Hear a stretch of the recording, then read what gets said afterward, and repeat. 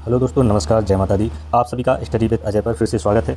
आज हम आप सभी के लिए एक वीडियो जो आज लेकर आए हैं, इसमें हम बताने वाले हैं सामाजिक विषय के बारे में कि उसमें हमें कितने अंकों की जो है चयन परीक्षा में ज़रूरत होगी, कितने अंकों पर हमारा सिलेक्शन हो जाएगा, कितना उसमें कंपटीशन है। इसके बारे में पहले वीडियो बता चुके हैं, जिसमें आपने देखा होगा कि कितने बच्चे आपके सामाजिक विषय में पास हैं और कितने नंबर इसमें ज़रूरत पड़ेगी, कैसे आपको पढ़ना है, कैसे आपकी इसमें रणनीति रहेगी। इन सारी बातों पर इसमें हम चर्चा करेंगे। इसमें हम आपको बुक्स भी बताएंगे कि कौन कौन सी बुक्स हैं जो आप 2 से 3 महीने अगर अच्छी मेहनत कर लेंगे तो आपका एक अच्छा स्कोर यहाँ से बन सकता है। तो उन किताबों के बारे में भी हम आपको बताएंगे। हर विषय के टॉपिक वाइज यहाँ पर चर्चा करने वाले हैं आपसे। तो ये वीडियो आप पूरा जरूर देखिएगा। जितने भी सामाजिक विषय के जो स्टूडेंट हैं वो सभी देखिएगा, आपके लिए बहुत महत्वपूर्ण होगा। और वीडियो अगर आपको अच्छा लगे तो वीडियो को लाइक ज़रूर कीजिएगा और चैनल को सब्सक्राइब जरूर कीजिएगा। वीडियो को अंत तक जरूर देखिएगा, क्योंकि मैं इसमें पूरे विषय के टॉपिक वाइज चर्चा करने वाला हूं और मैं इसमें किताबों के बारे में भी बताने वाला हूं कि कौन कौन सी किताबें आपको पढ़नी चाहिए जो आपके लिए अच्छे स्कोर कम समय में दे सकती हैं। तो चलिए हम शुरू करते हैं आज का वीडियो, जो कि हमारा रहने वाला है सामाजिक विषय स्पेशल 6 अगस्त में जो चयन परीक्षा होने वाली है उसके ऊपर। तो सबसे पहले हम बात कर लेते हैं कि इस विषय में जो रहेगा हमारा सामाजिक जो है, इसमें 4-5 हमारे विषय रहेंगे। तो किस विषय में हमको क्या पढ़ना है, कौन से विषय में, हिस्ट्री में हमें क्या पढ़ना है, पॉलिटी में क्या पढ़ना है, इन सभी को हम टू द पॉइंट अभी देखेंगे। इसके अलावा हम इसमें बात करेंगे कौन कौन सी किताबें हमें पढ़नी है जो कम समय में हमें अच्छा रिजल्ट दे सकें, जिनकी तैयारी अभी शुरू भी नहीं हुई है, वो भी अगर 2 महीने 2.5 महीने अच्छा अगर मेहनत कर लेंगे तो उनका रिजल्ट बहुत अच्छा यहाँ से आ जाएगा। इसके संबंध में जो पूरी जानकारी है वो सारी आपको इस वीडियो में यहाँ पर मिलने वाली है, इसलिए वीडियो को अंत तक जरूर देखिएगा। चलिए अब हम देखते हैं विषय के बारे में, इसमें कौन कौन से विषय हमें आएंगे, हमारे कौन कौन से विषय यहाँ रहने वाले हैं। तो सबसे पहले आप देखिएगा इतिहास इसमें आपको आएगा, इतिहास के विषय में आपको आना चाहिए। भूगोल आपका यहाँ पर रहने वाला है, पॉलिटी या संविधान यहाँ पर रहने वाला है आपका, अर्थशास्त्र यहाँ पर रहेगा, विविध यहाँ पर इसमें सब्जेक्ट होगा। इसके अलावा जो करंट अफेयर्स है, करंट अफेयर्स जो है उसके भी कुछ प्रश्न यहाँ पर आपको देखने को मिलेंगे। अब करंट अफेयर्स के जो प्रश्न होंगे वह इतिहास भूगोल से संबंधित जो करंट अफेयर्स बनती है उसके बारे में आएंगे, उसके बारे में हम चर्चा इसमें अंत में करेंगे। तो हमें इन विषय में से देखना है कि कौन से विषय हमें किस प्रकार से उनको पढ़ना है। तो चलिए हम आगे देखते हैं। इसमें हम देखेंगे, सबसे पहले देखेंगे इसमें कि विषयवार जो है कौन से विषय हैं जिसमें परीक्षाओं में सबसे ज़्यादा प्रश्न पूछे जाते हैं। ऐसा नहीं है कि आपने कोई किताब ली उसमें इतिहास सबसे आगे लिखा हुआ है, प्राचीन इतिहास सबसे पहले दिया हुआ है तो प्राचीन इतिहास से ही सबसे पहले प्रश्न बनेंगे, ऐसा कुछ नहीं होता है। तो विषय के अनुसार कि किस विषय में आपके ज़्यादा प्रश्न बनेंगे, तो यहाँ पर देखिए आप, ये बहुत इंपॉर्टेंट है आप सभी के लिए। पढ़ने का तरीका बिल्कुल ऐसे होना चाहिए। देखिए सबसे पहले आपको पढ़ना है भूगोल, सबसे पहले आप पढ़ेंगे भूगोल, क्योंकि भूगोल और संविधान ये जो दोनों विषय हैं, इन कोई भी आप पेपर उठा के देख लीजिए जिसमें जीएस आता है उसमें इन दोनों का जो हिस्सा है वह बहुत ज़्यादा रहता है। भूगोल तो हर पेपर में आपको अच्छे खासे प्रश्न भूगोल के देखने को मिल जाते हैं, इसलिए भूगोल और पॉलिटी क्योंकि एक ऐसा विषय है जो कि लगातार वर्तमान जो चीज़ें चल रही हैं उससे भी संबंधित जुड़ा हुआ होता है, तो इसलिए इन दोनों से संबंधित प्रश्न परीक्षाओं में अक्सर पूछे जाते हैं। भूगोल इसलिए क्योंकि कोई भी 2 देश हैं उनके बीच में कोई भी वाद विवाद चल रहा है तो वह भूगोल के अंतर्गत उसकी लोकेशन, उसकी स्थिति जो होती है उसको भूगोल के अंतर्गत पूछा जा सकता है। जैसे अभी गाजा पट्टी को लेकर विवाद चल रहा था तो वह भूगोल में उस तरीके से प्रश्न पूछा जा सकता है कि इजराइल कहाँ पर है, यूक्रेन, इस तरीके की सारी चीज़ें वहाँ पर पूछी जा सकती हैं। इसके अलावा तीसरे नंबर पर जो सबसे महत्वपूर्ण विषय आपका होगा वह है आपका आधुनिक भारत का इतिहास। देखिए इतिहास में भी आपका 3 पार्ट है, प्राचीन, मध्य और आधुनिक। तो सबसे पहले आपको आधुनिक पढ़ना है। आधुनिक का हिस्सा जो है ये बहुत इंपॉर्टेंट है। सबसे ज़्यादा प्रश्न, यदि हिस्ट्री में सबसे ज़्यादा प्रश्न कभी भी कोई कॉम्पिटिशन होगा, आप पेपर उठा के देखिए, सबसे ज़्यादा जो प्रश्न होते हैं वह आधुनिक भारत से आपको यहाँ पर मिलते हैं। तो जो तीसरे नंबर पर कौन सा विषय पढ़ना है आपको, आधुनिक भारत, हिस्ट्री में आधुनिक भारत को पढ़ना है। उसके बाद चौथे नंबर पर जब आपको पढ़ना है उसमें पढ़ना है आपको मध्य भारत का इतिहास। उसके बाद क्या पढ़ना है, मध्य भारत का इतिहास। इस क्रम से आप पढ़ाई करिएगा। देखिए इधर आपको अगर भूगोल अच्छा नहीं लगता है, पसंदीदा नहीं है, तो आप पहले संविधान को पढ़ सकते हैं अपनी रुचि के अनुसार, लेकिन परीक्षा में जो प्रश्न पूछे जाते हैं सबसे ज़्यादा उनका क्रम ऐसे ही होता है, ठीक है। इसी तरीके से पेपर परीक्षाओं में प्रश्न जो है पूछे जाते हैं। इसके बाद क्या पढ़ना है, 4 विषय यहाँ देख लिए। इसके आगे 5वीं चीज़ क्या पढ़नी है, तो 5वीं जो है यहाँ पर 5वीं होगी यहाँ पर मध्य भारत के बाद आप प्राचीन भारत पढ़ सकते हैं, लेकिन उससे प्राचीन भारत से ज़्यादा जो प्रश्न हैं वह विविध से बनते हैं। विविध में देखिए क्या क्या आएगा, इसके बारे में हम आगे वीडियो में पूरे बताएंगे आपको कि विविध में कौन कौन से टॉपिक रहेंगे जिनसे परीक्षाओं में आपसे प्रश्न पूछे जाते हैं। तो 5वां जो होगा विविध होगा। इसके बाद अर्थशास्त्र से भी लगातार परीक्षाओं में प्रश्न पूछे जाते हैं, लेकिन अर्थशास्त्र जो विषय है इससे करंट अफेयर्स से संबंधित टच में जो चीज़ें होती हैं वही पूछी जाती हैं। बाकी पंचवर्षीय योजनाएं हो गई और जो क्रांतियाँ आई थी उससे संबंधित चीज़ें जो हैं उससे संबंधित वो प्रश्न पूछे जाते हैं आपसे अर्थशास्त्र में। तो अर्थशास्त्र का हिस्सा उतना पेपर में नहीं होता है। और बाकी करंट अफेयर्स आप जानते हैं, करंट अफेयर्स सभी पेपर में आती है। तो करंट अफेयर्स डिपेंड करता है कि आप कौन सा पेपर देने जा रहे हैं, उसी हिसाब से आपकी करंट अफेयर्स तैयार होनी चाहिए। और करंट अफेयर्स के लिए आप कौन सी बुक्स पढ़ें इसका भी सुझाव हम आगे आपको देने वाले हैं। तो वीडियो अंत तक इसको जरूर देखिएगा, ये बहुत महत्वपूर्ण होने वाला है उन बच्चों के लिए जो सामाजिक विषय से वर्ग 2 की चयन परीक्षा में बैठने वाले हैं। उनके लिए ये रामबाण की तरह काम करने वाला है, क्योंकि हम इसमें टॉपिक वाइज आपको बताने वाले हैं और साथ में आपको बताने वाले हैं कि कौन कौन सी किताबें आपके लिए यहाँ पर बहुत अच्छा स्कोर आपके लिए यहाँ पर कर सकती हैं। तो चलिए देखते हैं हम सबसे पहले भूगोल के बारे में। तो भूगोल में आपको पता है भूगोल में 2 हिस्से होते हैं, एक होता है भारत का भूगोल और दूसरा होगा विश्व का भूगोल। तो भारत का भूगोल जो है पेपर में ज़्यादा आता है। पेपर में जो जितने भी प्रश्न आएंगे उसका 80% हिस्सा, 70 से 80% हिस्सा जो है वह भारत के ही भूगोल से आपको देखने को मिलेगा। बाकी 20 से 30% का जो हिस्सा होता है वह आपको विश्व भूगोल से यहाँ पर देखने को मिलता है। तो अब हम देखेंगे आगे कि इन दोनों में, भारत के भूगोल में और विश्व के भूगोल में, आपको कौन कौन सी चीज़ें हैं जो पढ़नी है, कौन कौन सी टॉपिक्स हैं, टू द पॉइंट पर हम चर्चा करने वाले हैं। तो उनको आपको बहुत ध्यान से यहाँ पर पढ़ना है। तो सबसे पहले हम बात करें भारत के भूगोल की। तो भारत के भूगोल की जब हम यहाँ पर बात करें तो उसका जो सामान्य परिचय है, यानी भारत की जो स्थिति है और भौगोलिक स्थिति है, उसके आसपास के जो देश हैं, उनके बारे में जानकारी, आसपास में जितनी भी उसका अक्षांश देशांतर, उत्तरी दक्षिणी पूर्व पश्चिमी जितने भी पॉइंट्स हैं, सारी चीज़ों की जानकारी आपको होनी चाहिए। एक सामान्य जानकारी जो है चाहे जनसंख्या से संबंधित, एक सामान्य परिचय भारत का जो भूगोल के अंतर्गत आता है वहाँ पर आपको होना चाहिए। इसके बाद भू आकृतिक प्रदेश को, इन सभी को बहुत ध्यान से पढ़ना है, वेरी इंपॉर्टेंट है। इनसे आपको पेपर में जरूर प्रश्न देखने को मिलते हैं, तो बिल्कुल इसको लाइटली मत लीजिएगा कि ये हमें सब आता है, ऐसा नहीं है। आपको बहुत अच्छे से पढ़ना है और आपको अपना सिलेक्शन यहाँ पर जरूर लेकर जाना है। तो आप पूरा वीडियो बहुत अच्छे से देखिएगा, बहुत इंपॉर्टेंट होने वाला है आपके लिए। इसके बाद भू आकृतिक प्रदेश में क्या आएगा आपका, जितनी भी पर्वत हैं। अब पर्वत के संबंध में लोकेशंस पूछ ली जाती हैं, कौन से राज्य में कौन सा पर्वत है, उससे संबंधित चीज़ें, उनकी श्रेणियाँ जो होती हैं वो पूछ ली जाती हैं। पठार के संबंध में जानकारी, मैदान के संबंध में आपकी जानकारी, और जितने भी द्वीप समूह अपने भारत के आसपास जो सागर हैं, अरब सागर और बंगाल की खाड़ी, वहाँ पर जो द्वीप समूह उनके बारे में आपको जानकारी होनी चाहिए। तो भू आकृतिक प्रदेश में आपको इन सभी चीज़ों को पढ़ना है। इसके बाद अपवाह तंत्र जो है, अपवाह क्षेत्र जो है, इसमें नदियों के बारे में आपको पढ़ना है। नदियों के उद्गम कहाँ से होते हैं, कहाँ पर गिरती हैं और कौन कौन से राज्यों को स्पर्श करती हुई जाती हैं, इससे संबंधित प्रश्न भी परीक्षाओं में आपको अक्सर देखने को मिल जाती हैं। तो भारत का भूगोल मैं पहले ही बता चुका हूँ कि 70 से 80% जो हिस्सा होता है वह इसका पेपर में होता है, इसलिए आपको ये सभी चीज़ें बहुत अच्छे से आपको यहाँ से पढ़ कर जानी है। जीव मंडल के अंतर्गत यहाँ पर मैं आपको बताना चाहूँगा कि जो पारिस्थितिकी होती है, इकोलॉजी, इकोसिस्टम होता है, तो इकोसिस्टम को आपको यहाँ पर थोड़ा सा देख लेना है, क्योंकि जो आपका पारिस्थितिकी होती है, यह किताब जो होती है पर्यावरण की, वह भूगोल का ही एक हिस्सा होती है। पर्यावरण जो किताब है वह भूगोल और जीव विज्ञान दोनों को मिला लिया जाए तो वो जो सिस्टम बनता है वह आपका क्या बनता है, पर्यावरण। तो यहाँ पर जीवमंडल में आपको वन्यजीव अभियान संबंधित कौन कौन से अभियान कहाँ पर हैं, ये सब चीज़ें आपको अच्छे से पढ़ लेनी है। बांध परियोजनाएं पढ़ लेनी है, और खनिज संसाधन यानी कौन से खनिज के मामले में, चाहे सोना, तांबा, अभ्रक, कोई भी खनिज है उसके बारे में कौन सा राज्य जो है प्रथम है, कौन सा द्वितीय है, कौन सा तृतीय है, ऐसी जानकारी आपको यहाँ से आपको अपनी तैयार करनी है। और हम आपको बता दें कि ये सारी चीज़ें आपको पढ़ने के लिए आप सभी के पास ल्यूसेंट की बुक होगी, बहुत अच्छी। देखिए, बहुत सभी के पास ये किताब होती है, लेकिन बच्चे बिल्कुल साइड में रख देते हैं। अच्छे आप इस किताब में से भारत का भूगोल पढ़िएगा, बहुत अच्छा दिया हुआ है, और जितने भी बॉक्स दिए हुए हैं, जितने भी बॉक्स उसमें दिए हुए हैं भूगोल में, वो सारे बॉक्स आपको याद होने चाहिए। तो आप ये मान के चलिए कि जितने भी वन लाइनर टाइप में जो प्रश्न आने वाले हैं, चाहे वो अभ्यारण्य से कौन सी नदियाँ कहाँ से निकलती हैं, कौन सी परियोजना कौन सी नदी के ऊपर बनी हुई है, और तो ये सारे प्रश्न आपके बिल्कुल क्लियर हो जाएंगे, आपसे कोई यहाँ पर गलती नहीं होगी। और इसके अलावा भारत के जो भौगोलिक उपनाम वगैरह हैं उनसे संबंधित जो कोई भी प्रश्न अगर आपका आता है तो वह भी आपका यहाँ से क्या होगा, गलत नहीं होगा। तो आपको क्या पढ़ना है, ल्यूसेंट से आपको पढ़ना है। देखिए, भूगोल के लिए सबसे पहले आप ल्यूसेंट किताब को पढ़िए। जिन्होंने बिल्कुल नहीं पढ़ा है, जिन्हें अभी तो कुछ नहीं पढ़ा है, उनसे हमारा यही कहना है कि ल्यूसेंट यदि आपके पास है तो उसमें से आप भारत का भूगोल पूरा पढ़िएगा, जो टॉपिक दिए हुए हैं सभी को पढ़िएगा, और इसका जो फर्क है वो आपको पेपर में महसूस होगा। इसके अलावा दूसरी जो किताब है वह आपकी एक स्पीडी की किताब आती है, रेलवे स्पीडी की किताब आती है जीके की, उसमें भी बहुत अच्छा दिया हुआ है, वन लाइनर में बिल्कुल किताब है, बहुत अच्छी किताब है, येलो कलर में आती है, सामान्य अध्ययन की, आप उसको यहाँ से पढ़ सकते हैं। इसके अलावा तीसरी जो यहाँ से आपको किताब, अगर आपका लेवल और अच्छा है और डीप आपको पढ़ना है, तो एक किताब आती है परीक्षा वाणी की किताब आपने पढ़ ली तो आप ये समझ लीजिए कि कोई भी पेपर क्वेश्चन जो है भूगोल का आपके पेपर से बाहर नहीं जाने वाला है, पूरा पेपर जो आएगा वो आपको आने वाला है। लेकिन चूंकि परीक्षा वाणी की जो किताब है बहुत ज़्यादा फैक्ट उसमें दिया हुआ है, बड़ी किताब है, तो यहाँ पर तो मैं यही चाहूँगा इस बनटी एग्जाम के हिसाब से कि आप स्पीडी, ल्यूसेंट या छोटी प्रतियोगिता दर्पण के भी छोटे अतृतांक आते हैं, प्रतियोगिता दर्पण के आप अतृतांक ले सकते हैं, लेकिन आप जो भी किताब पढ़िएगा ऐसी पढ़िएगा जिसमें गलतियाँ ना हो, ठीक है। इसके अलावा आगे हम देखते हैं कि भारत का भूगोल के अलावा विश्व के भूगोल में हमें कौन कौन से टॉपिक पढ़ने हैं। तो विश्व के भूगोल में आप देखिएगा तो विश्व का भूगोल जो है इसमें ब्रह्मांड यानी सभी ग्रह के बारे में जानकारी, देखिए सारे ग्रह जो हैं उनके बारे में जानकारी उनके क्रम के अनुसार पता होना चाहिए, सूर्य से दूरी के क्रम में, ठीक है। तो ये सब सारी चीज़ें ग्रह के बारे में वहाँ पर जानकारी, किस ग्रह को किस नाम से पुकारा जाता है, ये सारी चीज़ें, तो इसको भी आपको ल्यूसेंट से ही पढ़ना है। जो किताब मैं पहले बता दिया उसी हिसाब से या सबसे पहले आप ल्यूसेंट देखिएगा, उसके बाद आप स्पीडी है, स्पीडी जो है उसको आप देख सकते हैं, और तीसरा आपका परीक्षा वाणी है, तीसरा परीक्षा वाणी रहेगी, तो परीक्षा वाणी से भी आप यहाँ पर पढ़ सकते हैं। इसके अलावा पृथ्वी की आंतरिक संरचना से संबंधित आपको जानकारी रखनी है, ठीक है। आंतरिक संरचना, सियाल, सीमा और करोड़ वगैरह, निफे वगैरह सब सारी जानकारी आपको अच्छे से पढ़ लेनी है। अक्षांश देशांतर के बारे में पूरी जानकारी कर लेनी है आपको, वन लाइनर के रूप में यहाँ से पढ़ना है। तो ये सारी चीज़ें भूकंप और ज्वालामुखी के संबंध में, तो देखिए ज्वालामुखी के संबंध में, ज्वालामुखी पर्वत के संबंध में पूछ लिए जाते हैं। भूकंप के संबंध में ऐसे जो तरंगें होती हैं उनके बारे में यहाँ से पूछ लिया जाता है। इसके अलावा पर्वत, पठार, मैदान के बारे में यहाँ से पर्वत, पठार मतलब कौन सा पर्वत कहाँ पर है, पर्वत का मतलब है कि कौन सा पर्वत कौन से जो है देश में है, इससे संबंधित प्रश्न। पठार से संबंधित इसमें भी आपको क्या करना है कि ल्यूसेंट में जितने भी बॉक्स दिए हुए हैं आप मेरे विश्वास कीजिए और मेरे अनुभव से आपको चीज़ें करिए और उसका आपको लाभ मिलेगा। आप पेपर में देने जाएंगे जब तो आपको लगेगा कि यार सर ने बिल्कुल जो बताया था वो बहुत अच्छा बताया था और आपको कहीं भी उसमें कोई धोखा नहीं हुआ है। तो आपको द्वीप के बारे में ये सारी, देखिए ये चारों चीज़ें हैं ना, 5 चीज़, ये इतनी महत्वपूर्ण है कि विश्व के भूगोल में सबसे ज़्यादा जो प्रश्न बनते हैं तो या तो यहाँ ब्रह्मांड वाले प्रश्न क्वेश्चन से बनते हैं, अक्षांश देशांतर से बनते हैं। इसके अलावा अगर प्रश्न बनते हैं तो वह यहीं से प्रश्न बनते हैं, पर्वत, पठार, मैदान, द्वीप और जल संधियाँ, कौन सी जल संधि किन किन के बीच में है, ये सभी चीज़ें यहाँ से बनती हैं। इसके अलावा सबसे और महत्वपूर्ण है सभी जो महाद्वीप हैं उनके बारे में जो फैक्ट है, तो इसके लिए भी मैं यही कहूँगा आपसे कि इसके बारे में भी आप ल्यूसेंट को ही पढ़िएगा। ल्यूसेंट में बहुत अच्छा दिया हुआ है सारे, क्योंकि समय जो है देखिए आप जून, मई निकल चुका है, जून लगने को है, तो जून, जुलाई और अगस्त आप मान के चलिए कि आपके पास 2.5 महीने का समय है, तो 2.5 महीने में आप इसको बहुत अच्छे से अगर पढ़ सकते हैं तो ल्यूसेंट और स्पीडी दोनों किताबों को आप यहाँ से अच्छा पढ़ सकते हैं। ल्यूसेंट में आपका लाइन के रूप में दिया हुआ है और स्पीडी में वन लाइनर दिया हुआ है, तो मैं सुझाव करूँगा इन दोनों में से आपको जो भी अच्छी लगे आप उसको बहुत 3 से 4 बार उसको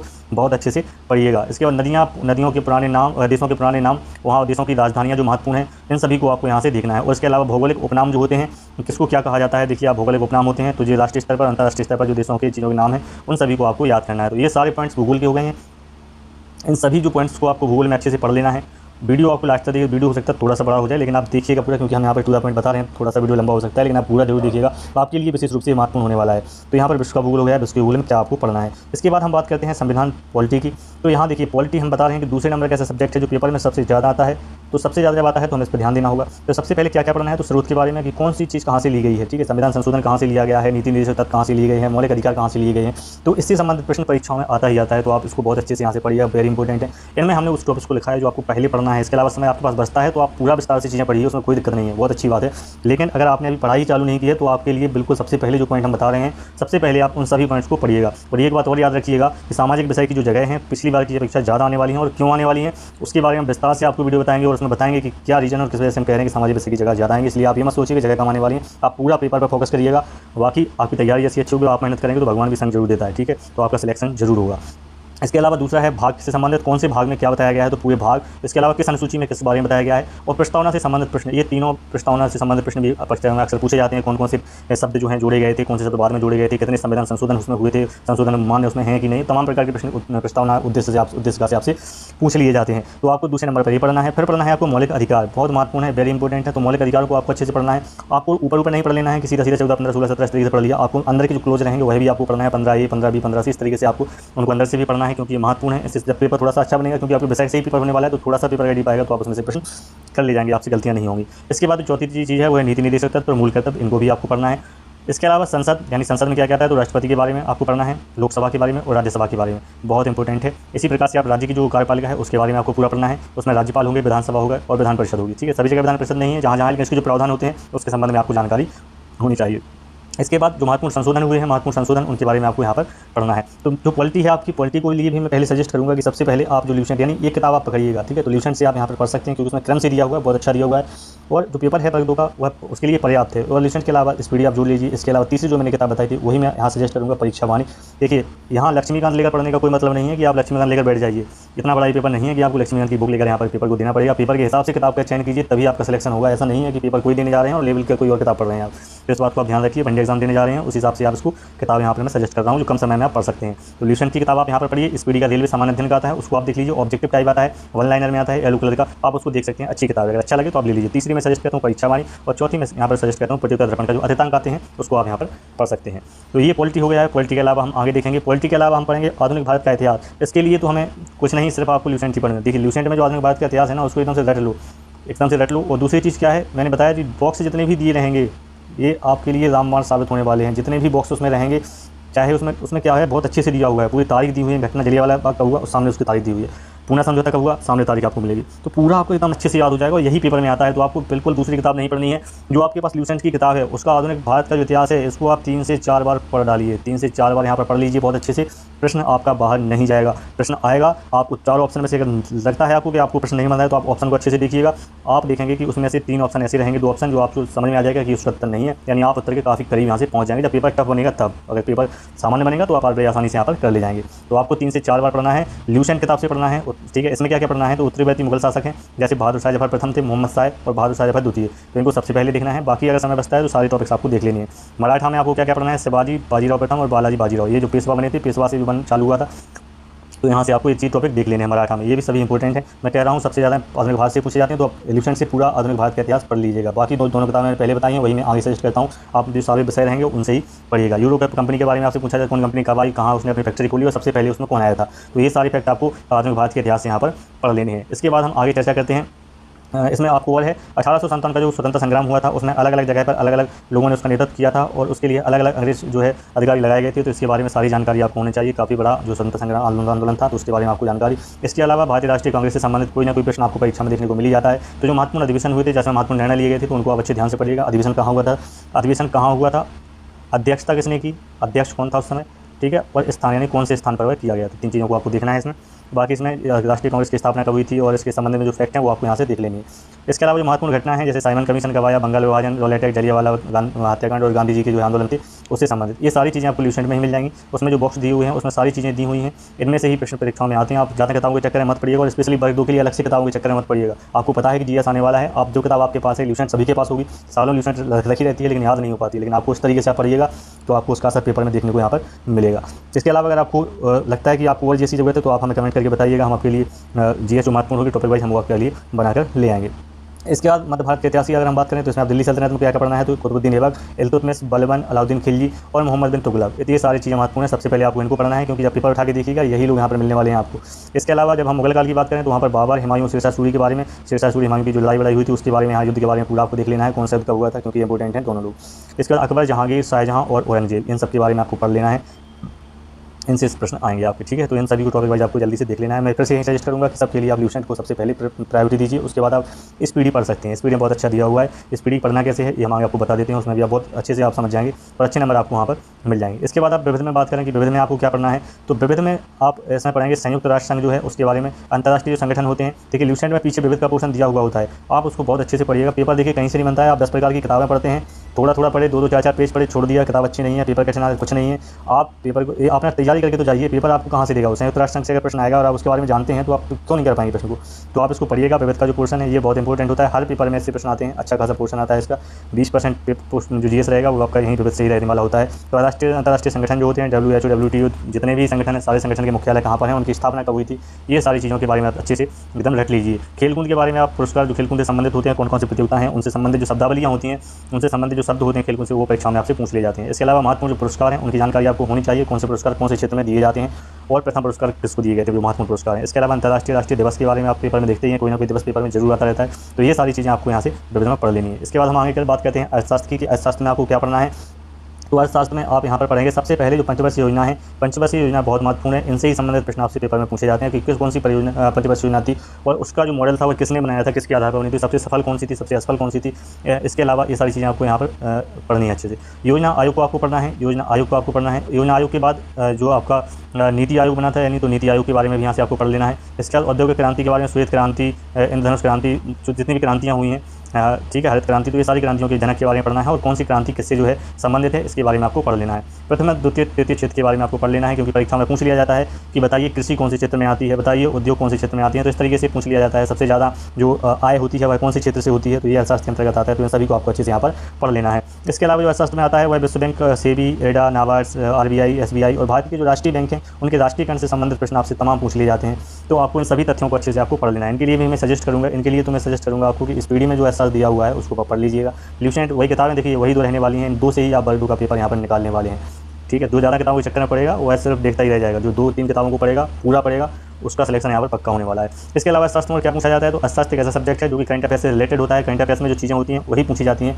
तो आपसे यहाँ बैंकों का जो रेपो रेट है, रिवर्स रेपो रेट है, CRR, SLR, बैंक रेट, ये सारी चीज़ें आपसे पूछ ली जाती हैं, उसकी दर क्या है। इसके अलावा इनकी परिभाषा पूछ ली जाती है कि रेपो दर किसे कहते हैं, रिवर्स रेपो दर किसे कहते हैं, तो ये सारी चीज़ें, सारी परिभाषाएं आपको ल्यूसेंट में बड़ी आसानी से यहाँ पर मिल जाएंगी। इसके अलावा बात करते हैं करंट अफेयर्स की, तो करंट अफेयर्स का मतलब होता है कि जो भी करंट अफेयर्स है, यानी अभी गाजा पट्टी पर जो विवाद चल रहा था, चाहे वो रूस का विवाद चल रहा हो, तो जब भी कोई विवाद चलता है तो वो सभी का हिस्सा बन जाता है, तो उसमें से संबंधित देखिए करंट अफेयर्स का टॉपिक रहेगा, लेकिन वो कहीं ना कहीं आपको भूगोल को भी टच करेगा, भूगोल को भी टच करेगा, क्योंकि उसके लोकेशन के हिसाब से पूछा भूगोल से प्रश्न वहाँ पर बन जाते हैं। तो करंट अफेयर्स आप पढ़िएगा, लेकिन उसको आपने इतिहास, भूगोल या पॉलिटी से रिलेटेड होता है तो उसको जोड़कर अपना जरूर पढ़िएगा, इससे आपको अपनी पढ़ाई में अलग निखार मिलेगा, अलग आपको यहाँ पर चीज़ देखने को मिलेगी। इसके बाद हम बात यहाँ पर करेंगे कि कौन कौन से टॉपिक्स हैं, जी तो हमने पढ़ देख लिया है कौन कौन से टॉपिक्स में हमने क्या पढ़ना है, ये सारी चीज़। इसके बाद हम देखिए विज्ञान की बात करें तो आपसे फिजिक्स, केमिस्ट्री यहाँ पर कोई ज़्यादा पूछा जाने वाला नहीं है, सामान्य विज्ञान आपसे जो सामान्य जो आपका विषय उसी संबंधित यहाँ पर प्रश्न आपके आने वाले हैं। इसके अलावा हम बात करते हैं कि आपका जो स्कोर है वह कितना होना चाहिए, स्कोर आपका कितना होना चाहिए। तो मैं आपको स्पष्ट बता दूं कि यदि आप जनरल में हैं तो आप अपना टारगेट हर हाल में 75 प्लस मान के चलिए। देखिए पेपर कठिन आता है, मेरिट अपने आप डाउन हो जाती है। यहाँ मैं ये नहीं कहूँगा कि जनरल के हैं आपका 50 नंबर पर सिलेक्शन हो जाएगा, आपको 90 नहीं, आप 75 प्लस को टारगेट करिए, आप अपनी अच्छी तैयारी रखिए। देखिए अब स्कोर आप जितना ज़्यादा ला सकते हैं उतना लाइए, लेकिन 75 प्लस पे आप सेफ चले जाते हैं। कोई भी पेपर उठा के देखिए 75 प्लस पे आप सेफ जोन में रहते हैं। इसी प्रकार से आप OBC की बात करें तो OBC जनरल से बहुत ज़्यादा नीचे मेरिट नहीं रहती है, इसलिए OBC जो वाले हैं वह भी 72 से लेकर 75 कम से कम यहाँ तक वो अपने टारगेट करके चलें। इसके बाद जो SC वाले होते हैं वह भी अपने 70 से 72। मैं ये इसलिए बता रहा हूँ क्योंकि यहाँ से आपको जब आप इतनी अच्छी तैयारी करके जाएंगे तो किसी भी हाल में आपको वहाँ पर निराशा यहाँ पर नहीं लगेगी, ठीक है। तो SC वाले 65 से 70 के लगभग देख सकते हैं। एक सर्विसमैन में यहाँ पर 2-2 4 नंबर के यहाँ पर छूट आपको मिल जाएगा। तो ये स्कोर जो रहेगा ना, कोई भी पेपर उठा लीजिए आप, चाहे वो देखिए SSC का पेपर हो चाहे बैंक का पेपर कोई भी होता हो, लेकिन उसमें जो मेरिट जो परसेंटेज होता है ना, इतने परसेंट सिलेक्शन हो ही जाता है पेपर में। तो आप इस प्रकार से टारगेट करके चलिए, आपका जो सिलेक्शन है वह पक्का हो जाएगा। और जो किताबें हैं वह हमने आपको बताई दी हैं कि किस किताब किस प्रकार से आपको पढ़ना है। यदि कोई कन्फ्यूजन है तो आप कमेंट में कर सकते हैं, हम उसमें आपको सुझाव दे देंगे कि आपको कौन सी किताब के सब्जेक्ट के लिए पढ़ना आपके लिए जरूरी। हाँ, करंट अफेयर्स के लिए मैं एक चीज़ और बताना चाहता हूँ कि आप बेहतर है कि आप ऑनलाइन दिन भर मोबाइल देखते रहते हैं करंट अफेयर्स, उससे अच्छा है कि आप कोई मंथली जो बुक्स है वो आप यहाँ पर पढ़ सकते हैं। देखिए, प्रत्युत्तर दर्पण बहुत अच्छी किताब आती है, सामान्य ज्ञान दर्पण की किताब आती है, समसामयिक की महासागर की किताब आती है, अध्ययन की, ये आप ले लीजिए, मंथली किताब लीजिए। आप देखिए, ये 100 रुपये की किताब आपको पड़ेगी, ये 35 रुपये की आपको किताब 30 रुपये की पड़ेगी, ये 30 रुपये की आपको बहुत सस्ती, और इतना सारा मटेरियल आपको पढ़ने को मिल जाएगा। पुराने सेट मिल जाते हैं, करंट अफेयर जो क्वेश्चन पेपर हो रहे हैं उनके सेट मिल जाएंगे, तो आपको उसका एक बहुत अच्छा मजा आएगा पढ़ने का। देखिए, करंट अफेयर्स के ऊपर भी मैं अलग से वीडियो बनाऊंगा पूरा कि कैसे आपको पढ़ना है। बुक्स से पढ़ने का जो मजा है ना वो अलग ही है, ठीक है। तो करंट अफेयर्स के लिए आप मंथली मैगजीन लीजिए, और जो भी एक मंथली मैगजीन लेते हैं उसी को लगातार हर महीने कंटिन्यू रखिए, उसी से आप पढ़िएगा। आपकी तैयारी आपको 2 महीने 4 महीने में अलग समझ में आने लगेगी कि आपका लेवल क्या हो गया है। तो यहाँ से आपको ये रणनीति अच्छी लगी होगी और आपको समझ में आया होगा कि आपको किस तरीके से अपनी पढ़ाई करनी है। अगर देखिए वीडियो अच्छा लगा हो तो लाइक जरूर कीजिएगा, और दोस्तों में इसको शेयर जरूर कीजिएगा ताकि उनको भी ये समझ में आए कि हमें किस तरीके से उसको पढ़ाई करनी है। और सब्सक्राइब जरूर कर लीजिएगा, क्योंकि इससे हमें मोटिवेशन मिलता है कि हम जो मेहनत कर रहे हैं वह आपको अच्छी लग रही है, आपके काम में आ रही है। तो इसी उम्मीद के साथ कि आपको वीडियो अच्छा लगा होगा, और जो भी भर्ती परीक्षा होने वाली है उसमें आपका सिलेक्शन निश्चित रूप से होगा। इसी उम्मीद के साथ हम नेक्स्ट वीडियो में आपसे फिर मिलेंगे जल्दी कुछ महत्वपूर्ण सूचना लेकर। तब तक आप वीडियो देखते रहिए और अपनी पढ़ाई बहुत मेहनत से करते रहिएगा। धन्यवाद।